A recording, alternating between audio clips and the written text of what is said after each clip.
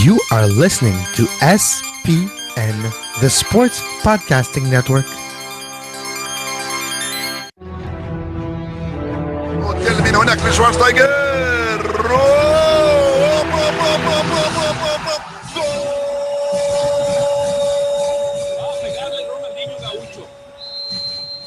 Ya lo hace, pierna derecha, directo al arco, golazo, golazo, golazo.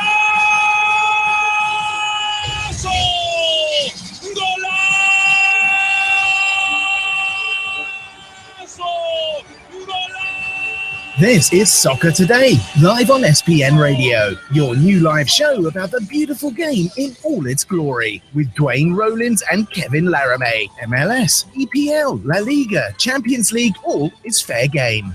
Powered by the Sports Podcasting Network. Visit us at sportspodcastingnetwork.com.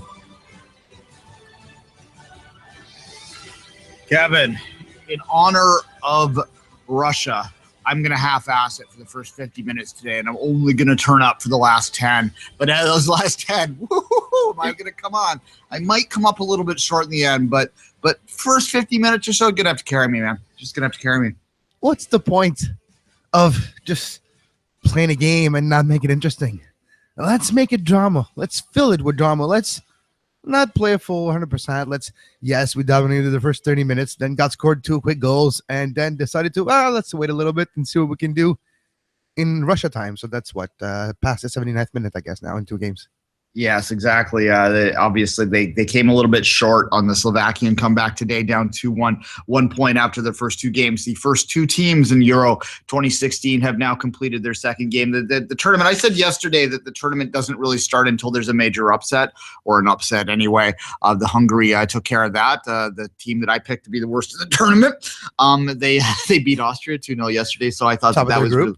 Yeah, top of the group right now. And it really, though, doesn't start until the second round of games start. The second round of the group games are when you start to sort the men from the boys, so to speak, right? And we sort of saw it today. Although, with the best third-place finishers, Kevin, in this tournament, it really isn't even done for Russia yet. 4 points will almost automatically get them through. In fact, someone's done the math.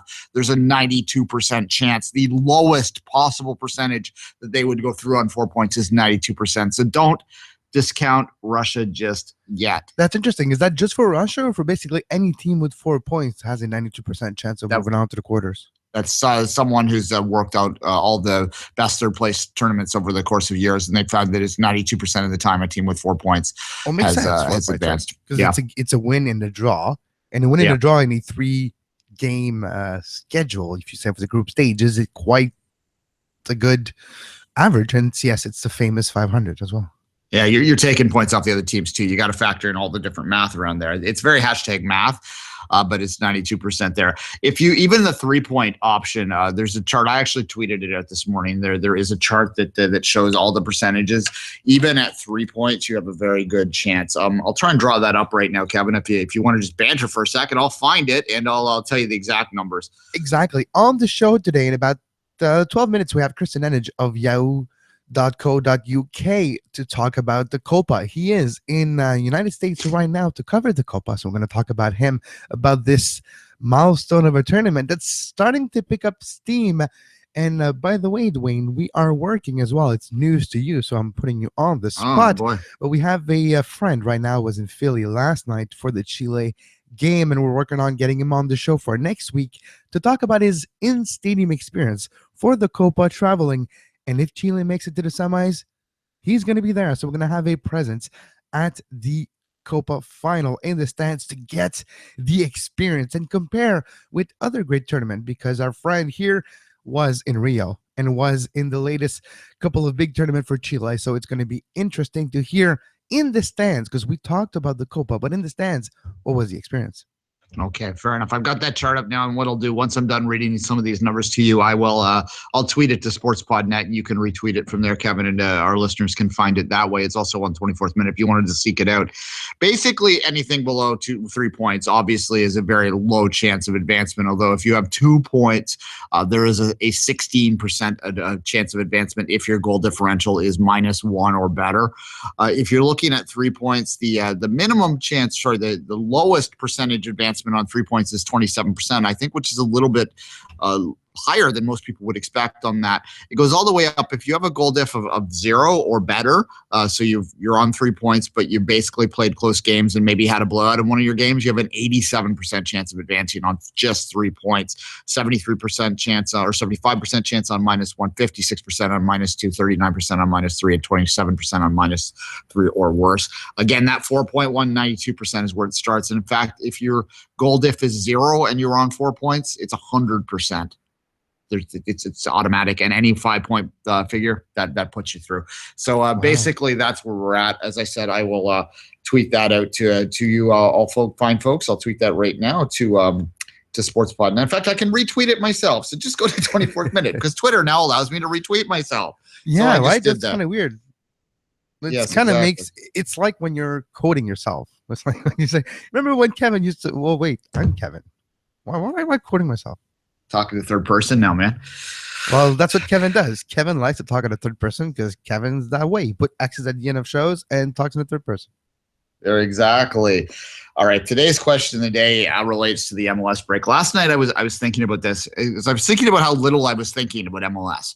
And I wondered out loud to myself, and I tweeted it out, whether or not that was a good thing. And look, I'll put my position out front. I very strongly believe they should be breaking for international breaks more often than they do. But this is one of the first times that they've done an extended break like this. Well, there's so much else going on. You have the Euros during the day, you have Copa during night. It's just out of sight, out of mind for a lot of MLS teams.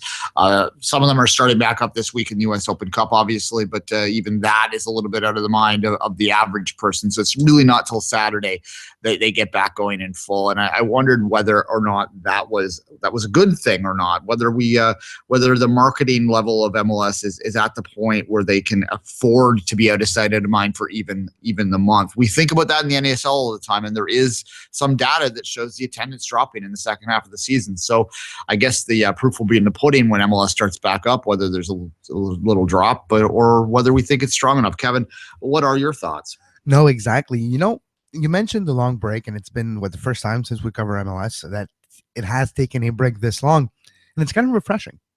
It kind of gives us, the players, I feel, are probably feeling the same way. It's kind of like a week break during the season. It gives you time to recharge the battery, to reset the body as well, to cool down a couple of days, and to mend knocks here and there, to be able to come back to a better playing form. Speaking of comeback, look for Romero to be eventually back at full training. He's closer than ever. Speaking of for the Montreal back, but going back to that break, Duane, it's really fascinating how the teams are going to play in MLS now, because we'll see the effect of that break. And if it's beneficial for all teams, why not do it every year? Well, yeah, exactly. Even, there's some argument that can be made to have some kind of summer break all the time to allow teams to recuperate. But at the very least, if you're talking about a Gold Cup and so on and so forth, it should really be happening there. The poll results of my poll this morning are pretty universal. It's close to 90% of people are saying that we should take a break during the international tournaments.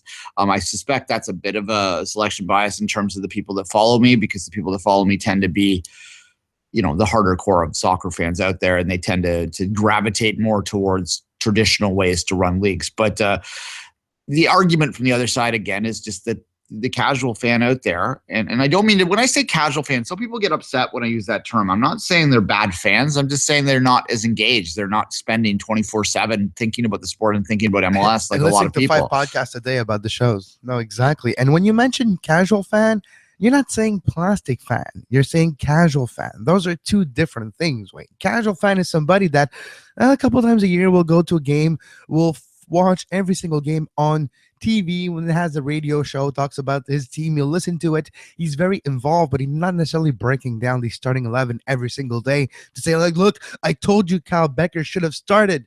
No, he just enjoys the product. And it's not bad at all. It's just a different way to experience a team. Yeah, and there's even, I think I would distinguish between guys that go a couple times a year and the Saturday-only fans. And again, these aren't bad fans. They're just people that aren't thinking about issues like this all the time. That's all I meant by that. And those Saturday-only fans, the fans that come out on Saturday, and they don't really think of MLS between the Saturdays, but they go out there for those 2 hours, or 3 hours, they'll go grab a beer with their buddies. They'll go to the game. They'll enjoy the 2 hours out there at the field, and then they'll go back, have a beer, and go home and forget about it until the next week. Those fans are fine. They're perfectly good fans, and the league needs those fans. And I think that's the type of fans that they're worried about losing if they take extended breaks over the international figure. But that said, I think it does do them a bit of a disservice in the sense that that they're assuming they're just going to forget that the league exists altogether if it goes too long between games. And that's not necessarily the case. I think that it also does them a disservice in the sense that when you don't take breaks during internationals, well, Michael Bradley's not there for TFC. You know what I mean? Like that's not ideal either. And in a league where more and more you have players that are leaving teams for international breaks, it does affect every single team. So what you just mentioned, Bradley or Laramee from Montreal and other players in the league, it does affect the team itself. So yeah, maybe in the future, with the amount of player leaving for international duties during the international break, maybe they should continue with the experiment this year of taking a longer break. Yeah. There's another question with the internationals too, and this is a different one, a different level, is how these players are going to come back. And I remember in 2014, that was, again, I'm going to be TFC centric here for a second because it's the team that I follow the closest, the team that I see up close, right? That when Michael Bradley came back from that extended period, Josie Altidore as well, or Josie Altidore was the next season, pardon me, but when Bradley came back, he was just not the same player in that second half of the season. And he admitted after the year that he was burnt out by it, burnt out by the constant World Cup. And I think that's the other worry about that. The breaks don't necessarily help with that, but it is something to think about and something to watch in the second half of the season. Are teams like TFC that have a lot of internationals, whether or not they are able to sustain the same level of intensity they did in the first half of the year after having this break. Now, I don't think the Copa Americas is necessarily anywhere close to what a World Cup is in terms of the mental and physical fatigue that exists out of that. It's a shorter sprint tournament. The importance of it just simply isn't there. The importance of the Euro isn't as high as the World Cup, right? So I do think that maybe it has less of an effect overall that way on the players. And MLS is in a unique position that when these summer tournaments happen, these players are coming back into the season, which doesn't necessarily happen in Europe, where they have a couple more weeks to sort of regroup and regenerate before they have to start their preseason to go into a new season. That's a different thing altogether, Kevin. No, it makes a big difference too, but it could be positive. Example, if we're looking at the few players in the Euro this year, if they get into a momentum, or just let's use the Copa example with Johan Venegas with Montreal. He played better in the Copa and was given more responsibility and was able to score maybe the goal of the tournament for Costa Rica. And then in own goal, that was still created by him and the pass was him. So he created that own goal. But still, Johan Venegas has a certain momentum that he didn't have before leaving for the Copa. So now he comes back to Montreal, and in training the last couple of days, his teammates saying, look, the guy's looking more sharp than he did before he left. Maybe there's something to confidence and helping him move forward and play in a 10 position now. Maybe we'll see with Piatti's injury. But Venegas has a momentum because of the Copa, and we'll see if he can carry this into club with Montreal. And if so, maybe the international break to permit players to go play for their country is really worth it for the competitive reason as well. All right, we have 2 minutes before we bring Christian online. That real quick question, Kevin, to you. So TFC fans tomorrow night, when they're watching the U.S. men's national team play, assuming they're not American, TFC has some American fans. I know some of them, but some of them quite well. But some Canadian U.S. men's or Canadian TFC fans, should they be cheering for the U.S. to win to give Bradley more confidence, or should they be cheering for Ecuador to end Michael Bradley's time with the U.S. camp to get him to hell back to Toronto? Where would you go on that scale? Well, it depends where I look at it. Do I want Toronto to gather points in MLS? No. So Bradley stays with the U.S. men's national team. Put yourself in the mind of a TFC fan. Okay, a TFC fan itself, he would probably like Bradley to come back for his team, so there's no too long of a break, and he comes back, and he's going to need like a week off when he gets back to TFC anyway. He's just practicing slowly, a couple of medical days, quote unquote, for him to eventually come back and not get burned out. So that's going to happen when he comes back for TFC. Might as well happen now. The break, another week, he'll be ready to go in 10 days. So yeah, you do have to cheer for Ecuador if you're a TFC fan tomorrow night. But if the U.S. men's national team gets beat badly by Ecuador and Bradley is a scapegoat in that game, you don't want that to happen, because then he comes with a broken confidence back to TFC and with a feeling of opportunity missed at the Copa. Okay. I think that from a purely TFC perspective, you want to see him to be done as well. And sorry, U.S. men's national team fans, we're talking MLS here, and I think that it would be the same on any MLS team. It's a little more conflicting when it's your own national team, but TFC fans, of course, by and large, the U.S. men's national team isn't their national team, so they're able to go in with a little bit of purer mind. So if you're a U.S. fan listening to this, think of it this way: if you had a Canadian national team player on your team and they were playing in a quarterfinal at the Copa America and they were a key player to your MLS team, would you be really cheering for Canada in that game? You'd probably be okay if they lost. And then that's kind of where we're going with that. All right, let's take the break now, bring Christian online, and we'll have a longer and more in-depth conversation about Copa Centenario.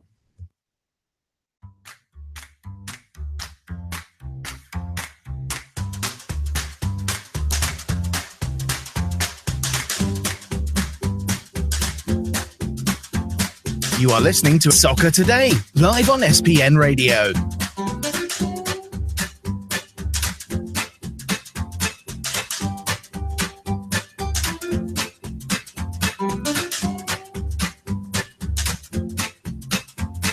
Visit sportspodcastingnetwork.com for more.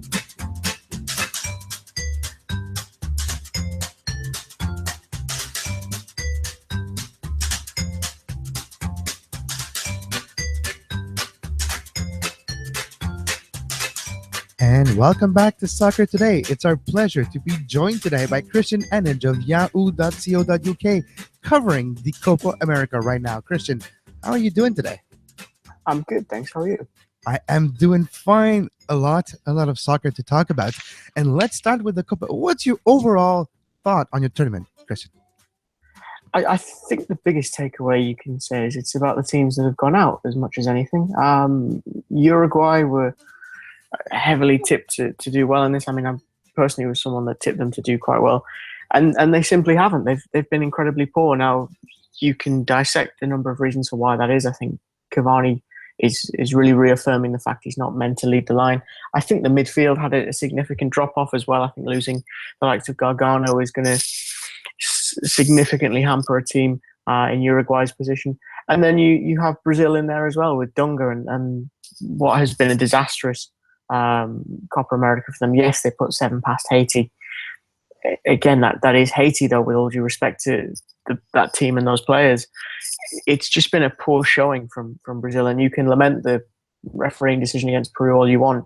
Actually, they got very fortunate against Ecuador, and if you, I think, even those 2 decisions out and redress them or fix them, the destination is the same. Brazil still goes out. So for me, that's been the major talking point, is it's the teams that are leaving us at this stage rather than necessarily the teams that are still left in it. Well, Christian, the June 4th is when Brazil really goes out of the Copas in my mind with that 0-0 with Ecuador. Talk a bit more about Brazil, though. I mean, there is the debate about whether this is as much about them prioritizing the Olympics over the Copa America, or is it just a product of a weak generation? What are your thoughts there? I think saying that you prioritize the Olympics is a very handy excuse to have right now.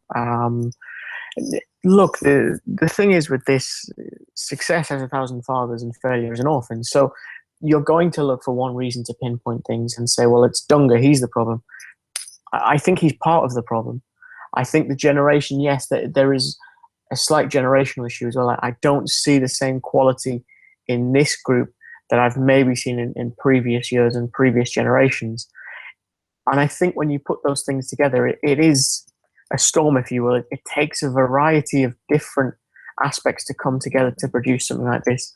And the decision-making at the top has to be questioned as well, because to rehire Dunga after what has been a fairly uninspiring managerial career doesn't really make sense.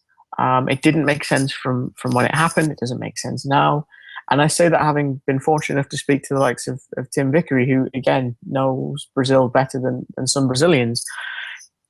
I think for them now it's important to make not just a swift hire, but the right hire, because they need to take that team into its next generation. They need to inspire something in them, because for all the possession they had the most passes of any team in the group stage. They didn't do a great deal with it. You can talk about the Haiti game, but even still, outside of that, you're struggling to find a highlight reel if you take away that Haiti game. And that's I think, possibly one of the most damning criticisms you can give of Brazil at this point. There was some talk earlier in the tournament, and it continues to be out there, that they may look to do this kind of tournament ongoing over every 4 years moving forward, where you have the CONCACAF teams joining the CONMEBOL teams. However, you see Haiti losing 7-1, and it makes me wonder whether or not the strength is in CONCACAF just yet to be able to consistently compete there beyond the top two teams. Do you think that this is something that would be good for CONCACAF to have a regular appearance in a tournament like this? I think so. I was at Ecuador-Haiti on Sunday at MetLife. Look, the Haiti players are professional footballers at the end of the day. They were incredibly disappointed to go out of this tournament and go out losing the way that they did. There was no element, and I wrote about this for Yahoo Sport, there was no element of making up the numbers amongst that group. They're very proud of the fact that they've been able to compete on this stage and be in the Copa America. They're also disappointed that they feel they've let down their country.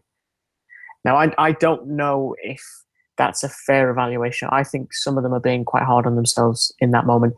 Yes, it was disappointing when you look at the numbers. I think it's something like 12 conceded, 1 scored, no points.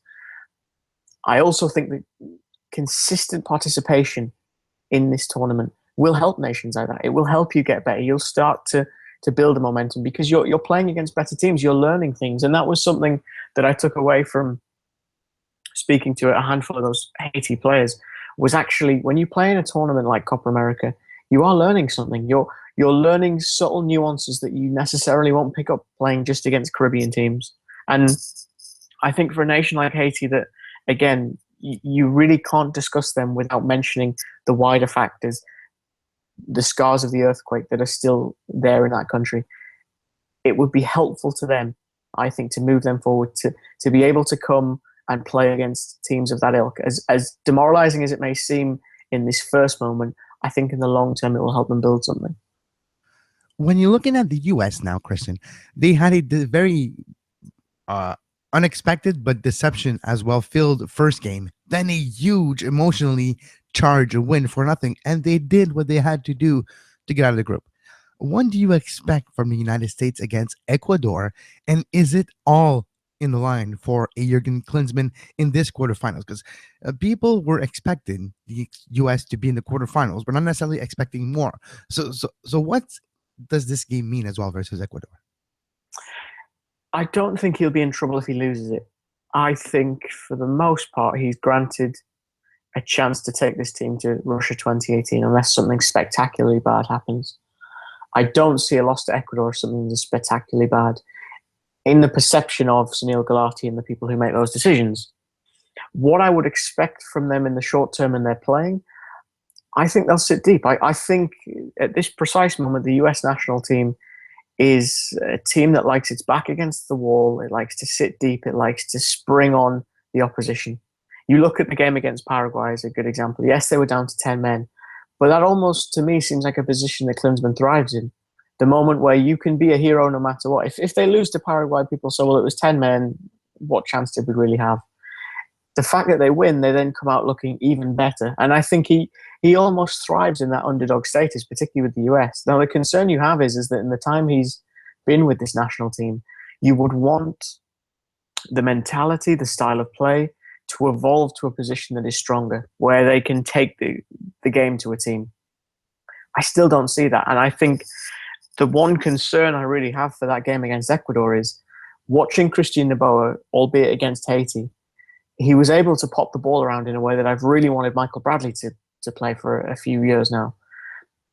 With the pace that is around Noboa, the likes of Antonio Valencia, my concern is that you have to be switched on defensively at all times, because if you grant them even a few yards with their speed, they'll make the most of it. They'll get a chance. Now, will they finish it? I'm still unsure on Enner Valencia's finishing at this tournament, personally. I still think, though, that he will cause trouble for this US backline, and that's something that Klinsmann is going to have to be aware of. Christian, let's turn our attention to the other quote unquote home team in this tournament. That's of course Mexico, who might be more of a home team than the United States in some ways, with the crowd support that they've been getting throughout the United States in this tournament. They've been very impressive. They have to be, in my mind, the co-favorite right now, along with Argentina. Certainly the favorite to get to the final. What are your thoughts on the Mexican team, and is this really a coming-of-age sort of tournament for them? It is. I'm a big fan of Juan Carlos Osorio. As someone that did a good bit of reading prior to this tournament, I was disappointed to see that the fans maybe weren't turning out for the friendlies as much, and that maybe he's not as unanimously liked as someone like Miguel Herrera, because I think actually he brings a calming and stabilizing presence to this team. Herrera was box office. He was good, entertainment. I don't know if he brought the serenity that Mexico team needs, though. And I feel like for all the lamenting of Osorio as this tinker man who tries to change things, I still think he's doing good things for them. I still think there is a sizable benefit, not just in the short term, but the long term for Mexico with Osorio there. Yes, his club record in Mexico is not ideal. Of course it's not. I think you have to judge him what he's doing now, and his record with Mexico has been, I think, nothing short of brilliant. Moving forward for them, again, you're trying to take those group games and evaluate not just the positives, but also the negatives. So the positives are Rafa Marquez was able to stamp his authority on games and play that quarterback role and instigate things. That's brilliant, because I think that validates Osorio's decision to bring him, despite the fact that he was quite poor with his club this season. On the offset of that, defensively, there is some holes there. Or there are some holes there, excuse me. The Jamaica game highlighted it the most for me. I think if Jamaica had better finishing in that game, you likely see the Reggae Boys pick up a win. You've got an opportunity now to try and eradicate those situations. The fine tipping point I think Mexico will have to try and gauge moving into this knockout round is balancing the willingness and the eagerness to attack, which is beautiful to watch, with also not opening yourself up too much to counter-attacking, because there are teams in this tournament that can counter-attack. And if I remember correctly, I believe they faced Chile in the knockout rounds. Mm-hmm. They're a team that can counter-attack, and I think we saw that against Panama. So do you really want to give a team that thrives in that position the opportunity to do it? Because I think they'll punish them if they do. So I'll be very curious to see how Osorio approaches this, because, again, he is a very methodical, very considered coach in that sense. He's not someone that just throws name on the sheet and tells them to run around. Quarterfinal starts tomorrow with United States, Ecuador. We have Peru, Colombia on the 17th, Argentina, Venezuela, and Mexico and Chile on the 18th. Which matchup surprised you, Christian? Which one is the surprise of the tournament so far, if any, coming out of the group stage? I think if you're looking for a surprise in this tournament, Kevin, you have to look at Venezuela. And I say that because, again, you go into these tournaments, you're almost chronicling the timeline of the team. 6 months ago, you're reading about Venezuela and 15 of the players submitting a letter saying they're about to quit the national team if some of the higher-ups aren't dismissed. There's the situation with San Vicente, the coach, who they don't like. He goes, a new guy comes in, and things start to improve. Even when he's hired, the current coach, he says in his opening press conference, I expect respect, if nothing else. Now, did he always have that respect? Maybe not. I think now he has it, because he's built a team that, again, to draw an MLS comparison, like the Colorado Rapids, they're not the prettiest side you'll see in this tournament, but by goodness are they effective. 2 1-0 wins against teams that, again, I think were more fancied than them going into the tournament. That's impressive. To hold Mexico in the way they did. There was elements of luck. There was a few last-minute saves, last-minute, salvation moments there for them. But I still think Venezuela can be exceptionally proud of what they've produced so far. And that should give them confidence, because they'll go into this knockout rounds, I think, still unfancied. And for a team in their position, that's ideal. I think where you see a team like Venezuela struggle is when people expect things, when people put the onus of, I think they can win this game. That's when the pressure would likely get to a team in Venezuela's position. As long as they continue to be viewed as underdogs and continually written off, I think they're in a fantastic position. And like I say, I didn't tip them to get out the groups. I can be honest in saying that. And I don't tip them to go very far in the knockout rounds either. But again, maybe it's more the fool me twice over if they prove me wrong again. But I think they are the surprise package, most definitely.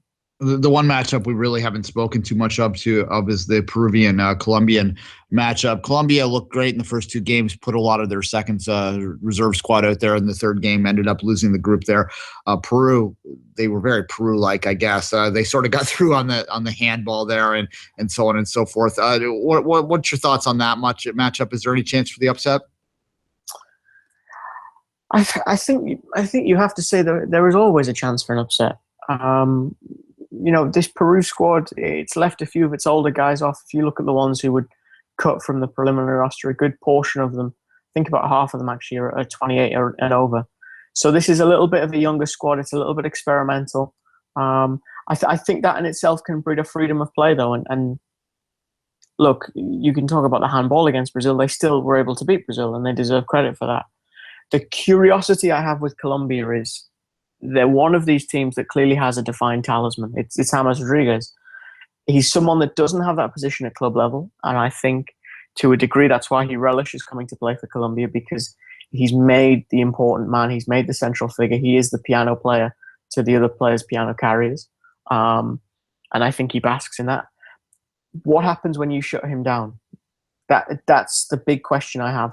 Who then is able to either devise something to open up new spaces for him, or take the ball and say, I can do this? Is it Juan Cuadrado? I've never seen him as that kind of player. I've never seen him as the kind of player to dictate a game in that way. And I think in many ways this will be an opportunity for growth for Colombia, to show that while the perception is it's James, period, now they can show actually there's so much more to this side than James Rodriguez. And I think that will make for an interesting matchup with Peru. All right, we'd be remiss if we didn't talk about Argentina. Messi with a hat trick and one half of play and not much more so far. Is there any reason to think that this team is still not the favorite to win this tournament? No, I don't think so. I think, again, the way that they shifted gears when he came on against Panama, it was a much closer game. And let's not forget, Panama were down to 10 men. And yet he comes on and he changes things. He exploits the space that's made available with the sending off. Then Bolivia again. Bolivia were essentially a team camped out just outside their own penalty box, and they were still able to score 3.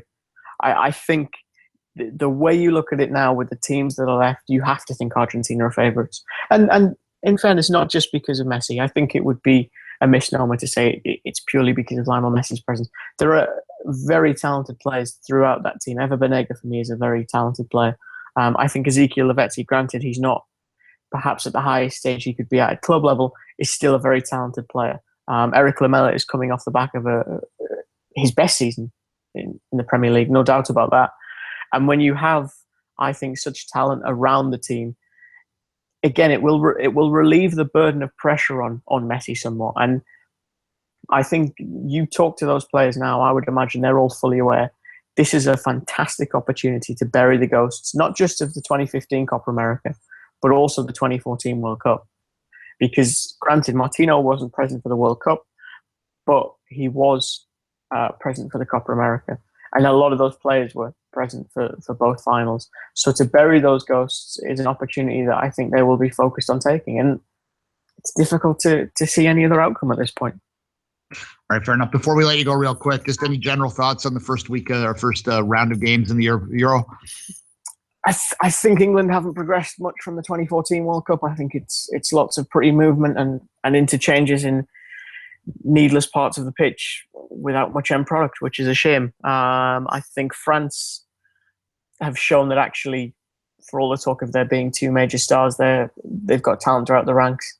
And I actually credit Deschamps for bringing off Pogba and Griezmann in the way he did, because I think it sent a very strong message that this team was about far more than 2 players, and that he will make the difficult decisions when he needs to. And it's about how you're playing in the moment, not how you played for the last 10 or 11 months.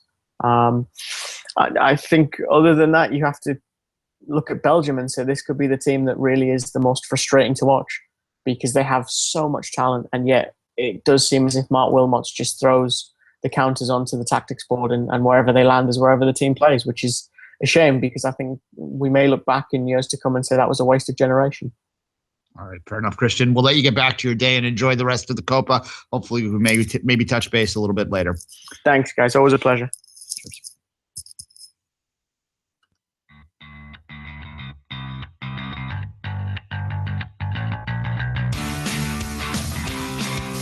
You are listening to SPN Radio, powered by the Sports Podcasting Network. Visit sportspodcastingnetwork.com for more.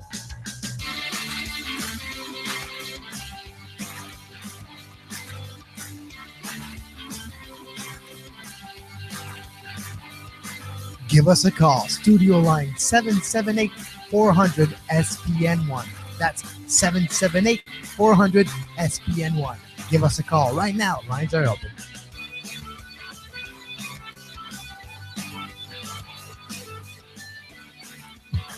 Lines are open. Exactly. Give us a call right now. 778-400-SPN1. That's 7761. Fair enough, Kevin. Christian, I don't think he differs much from our overall opinion so far in the tournament in terms of where this is shaking out. Look, Mexico, Argentina does seem like the most likely final. I wouldn't discount the possibility of Colombia upsetting the Mexicans, or Chile, even for that matter. I don't think Chile's ever really got on full measure. Even last night, the defensive liabilities, the goalkeeping liabilities were really on display against Panama in that game, which did clinch the spot in the quarterfinals for them. Panama was terrible, but still managed to score 2 goals. So I think this is going to be Mexico through that matchup, and Colombia in the other one, obviously, over Peru. So we'll see what happens there. But nothing for me to think that this isn't set up for an Argentina-Mexico final, with probably Argentina getting the win. Yeah, it really does seem to be that case. Mexico and Argentina are the two teams that impressed me.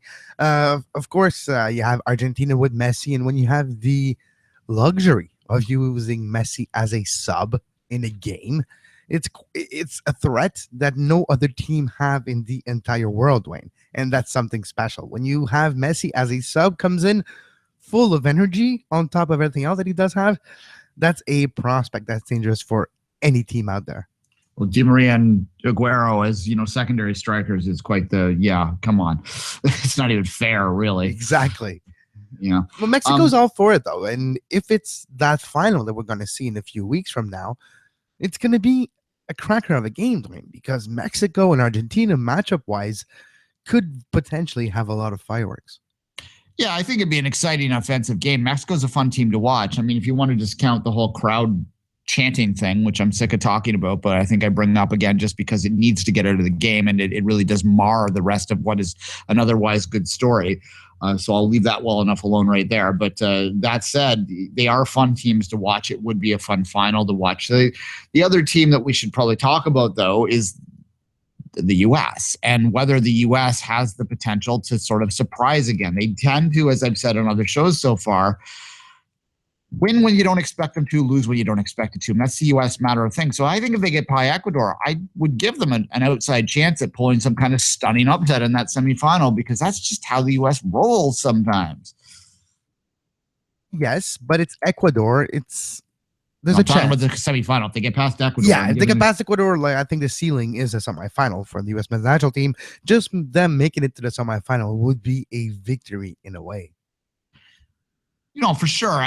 Ecuador, they shouldn't discount, obviously. The U.S. has not looked impressive, but that's been the U.S.'s MO for the past few years, is they win when they don't look impressive. And I think we have to get to the point where we realize that's just their style, is that this is a team that has to muddy it up. This is a team that has to sort of play and get goals off the counter to be a hustling team, an effort team, a team that plays as a team, and they're not necessarily going to be, winning fans over with their attractive brand of football. But they can be effective. They do have guys that are athletes. They produce great athletes in that country. I don't think we should deny that. And people use that as an insult sometimes when they're talking about soccer players. But I think that maybe sometimes we have to recognize that there are advantages to having athletes out there in the pitch as well. No, exactly. And the one thing for Ecuador as well, the U.S. men's national team, it's not Brazil, it's not Argentina, it's not Mexico. So you don't have that either hate or pressure to outperform yourself and you're back against the wall attitude that you usually have. So for the U.S. men's national team, it's almost important for them to take Ecuador seriously in the first 10, 15 minutes, almost Ecuador putting the States on the ropes, almost like, look, have a couple chances and make the United States realize that, look, it's a game that can be very tight and you can lose if you're not focused 100%. Then they're probably going to get into the game and have, because yes, U.S. in the last, 4 years, last 2 major tournaments, Gold Cup, they've been doing pretty good at the Gold Cup until latest stage. But, it's that mentality of, look, now we need to not concede anymore or we're going to be eliminated. That's when they show up, and it can be interesting in a knockout game. Yeah, the whole Klinsmann debate, I don't think there's much of a debate there. I mean, there's a debate whether he's the right man for the job, and I tend to lean on the no camp on that. However, I don't think there's any debate whatsoever that he will be the man in the job for the foreseeable future, and any chance of him being canned went away as soon as they qualified for the quarterfinal here. I don't think there was even a chance had they bailed out in the group stage. I never thought that was on the table, but certainly now that they got through the group, I think that is, in fact, absolutely off of the table, Kevin. Yeah, but who else but Klinsmann? You want to fire Klinsmann and go one even better with going to get Joaquin, I smell my fingers low? Maybe that's the one you want to put in the place eventually, because I have a feeling that depending on Germany's result, maybe Joaquin Low is going to move on after this cycle, so we'll see. Yeah, well, no, I don't think that's what the U.S. is going to do. What you hear about Klinsmann is he's not really a tactician. He's not a guy that teaches, that manages in the way that you associate a club manager managing or he's a selector, not a coach. Yeah, and he's probably, if you look it over, I've talked about Das Reboot a few times on this show. If you read that and read his chapters in there and talk about how he contributed to the reorganization of the German football pyramid system, I think that there is some value to have him around for the U.S. to try and do that type of thing. And I think he'd be better off focused on that part of the job. But in terms of his motivation, his tactical awareness, his ability to change on the fly during a game is just not there. The U.S. is relying upon the players to step up and be kind of leaders themselves and recognize what they need to do on the pitch themselves. And I think we've seen that, how they've, gone away from early on in Klinsmann's term. He tried to make this team, a ticky-tacky kind of possession team, and that's just not their strength. And they were struggling with that. And when the chips got down, they reverted back to what they're good at, which is, fast counter kind of attacking off the break football, and that's seen them successful in the past. All right, Kevin, I did want to talk about the U.S. Open Cup, which did get back underway yesterday a little bit in this segment. There was a little bit of controversy. I laugh. Galaxy. Yeah, the Galaxy. They were playing an amateur team. Quetzal Pumas of DPDL. No, that's not who they were playing. That's Seattle. Yeah, sorry, I mixed up. Yeah, the La Maquita. Yeah, La Maquita. Yeah.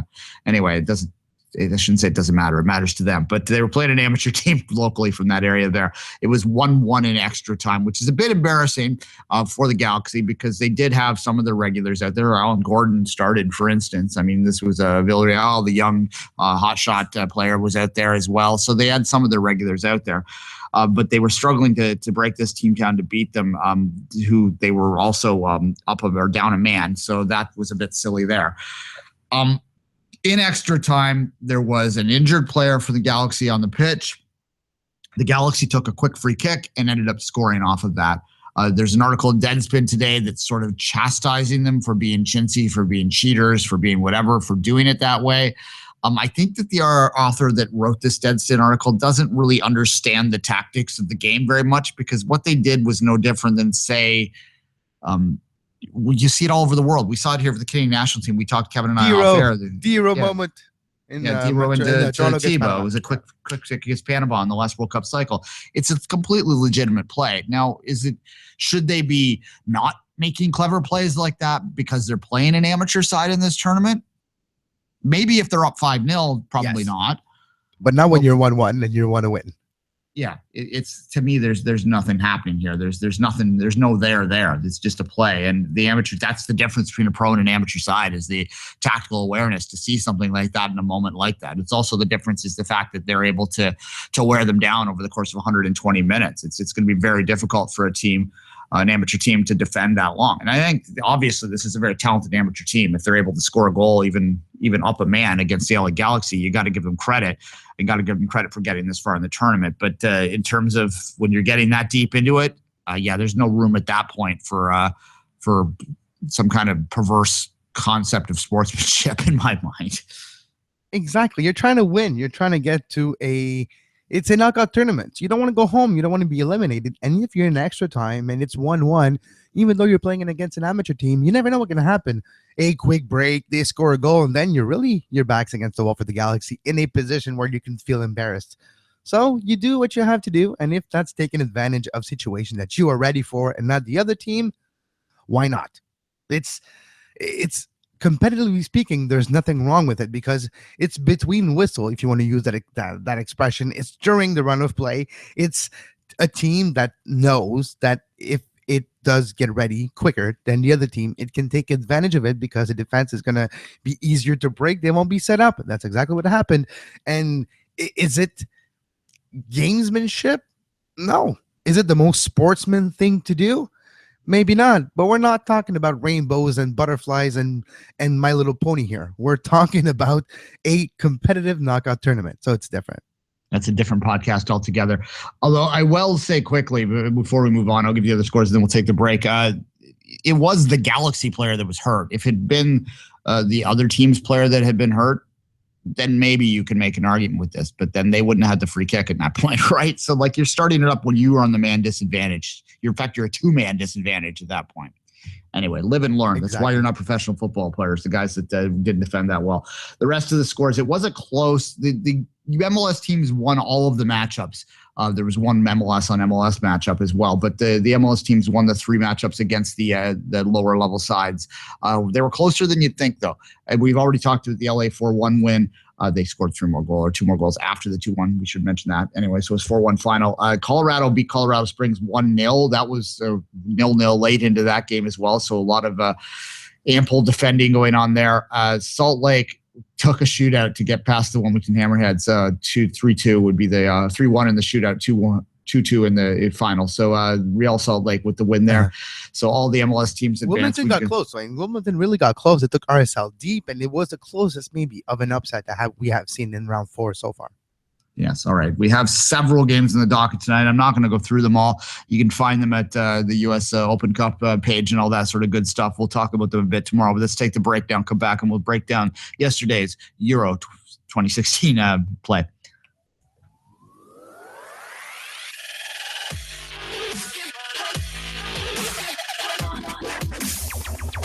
You're listening to Soccer Today on SPN Radio.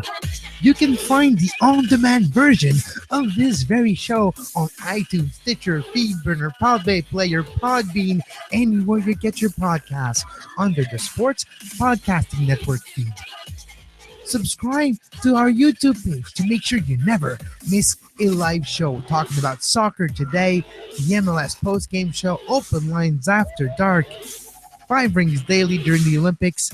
Make sure you subscribe and give us a follow on Twitter at SportsPodNet and like our Facebook page, facebook.com/Sports Podcasting Network.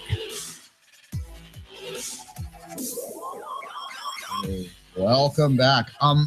We talked a bit about Slovakia's 2-1 win over Russia in the opening today. Any more to add on that? I mean, Slovakia, they kind of played a smart counter game in the first half. They got those goals, a brilliant goal, the second goal, obviously. Marek Hamšík, the best player in Napoli for years now. Great goal by him again. He's coming close to passing Maradona in terms of all-time goals for Napoli. So he's a player, he's a talisman, to use the term. Sorry, exactly. Not a bad company when you're almost passing Maradona in a club side. Yeah, exactly. So it's a 2-1 win there, Slovakia. As we talked about it doesn't eliminate Russia because they got that late draw against England. Had they not gotten that, they would have been in trouble. This means for the rest of the group that Wales-England game tomorrow, if Wales were to win that, I mean, they book the spot, right? Well, they always are. England, at one point, they really need to get the win, I think, to control their destiny. So it's all to play still in that group and lots to play there. Let's move to the final group that did you started. Did you mention the Gareth Bale comments? Come on.